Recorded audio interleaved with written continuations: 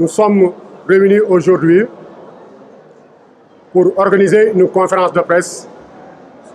D'abord, pour dénoncer l'attitude du préfet de Dakar, ses l'énième interdiction après le samedi 18 mai 2024. Il nous a interdit notre marche motorisée sur la VDN sans motif valable. Aujourd'hui, vendredi 31 mai 2024, encore, il nous a interdit notre manifestation, notre sitting qui devait se tenir à la place de la Nation sans motif valable.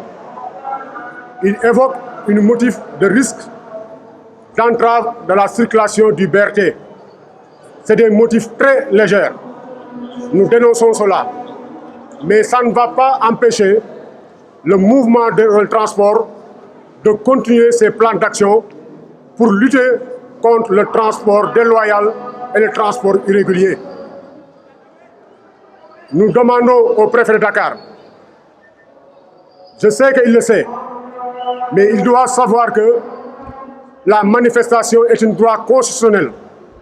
L'interdire une manifestation doit être exceptionnel.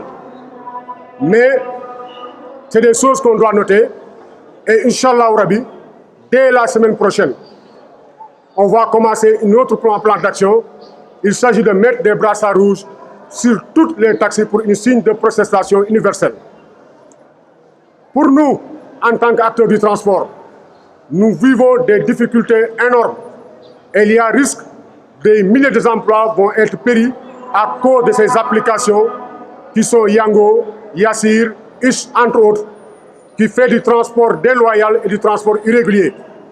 Ce sont des multinationales qui ne respectent pas les lois et les règlements qui régissent le système du transport au Sénégal.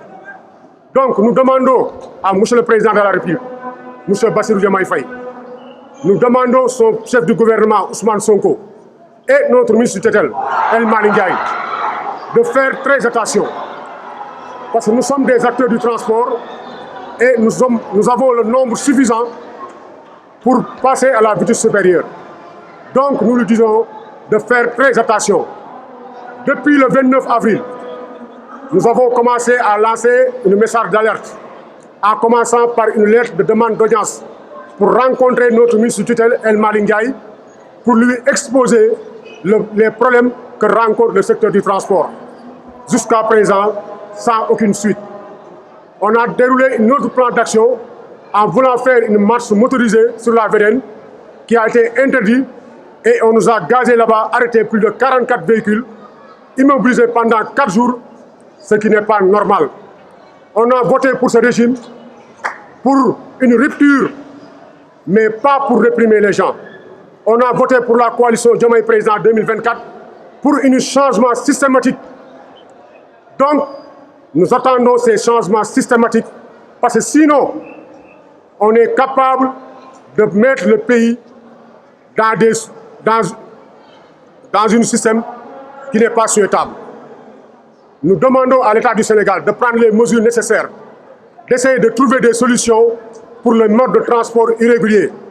Nous demandons aussi le décret 847 que le président Macky Sall avait signé 4 jours avant son départ, qu'il soit abrogé, parce que nous, les acteurs du transport, on n'acceptera jamais le système de VTC au Sénégal, parce que c'est un système inacceptable.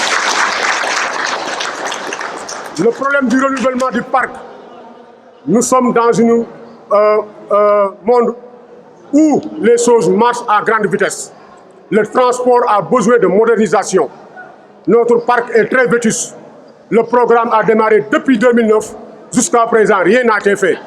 Donc, il est temps que l'État du Sénégal, comme il le fait sur les nouveaux transports de masse, comme la terre, la BRT, le renforcement du parc de Kardemdit, tout le monde sait qu'avant-hier, ils ont lancé un programme pour des minibus pour améliorer le système de transport de masse.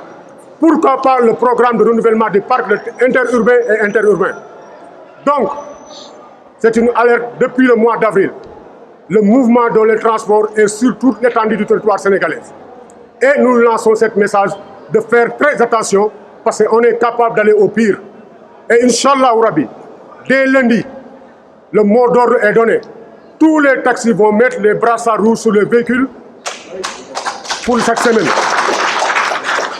Si rien n'est fait la semaine prochaine qui s'ensuit, on va passer à la vitesse supérieure et on demande à El Malick Ndiaye, au gouvernement du Sénégal, de faire très attention parce qu'on est capable d'aller au pire.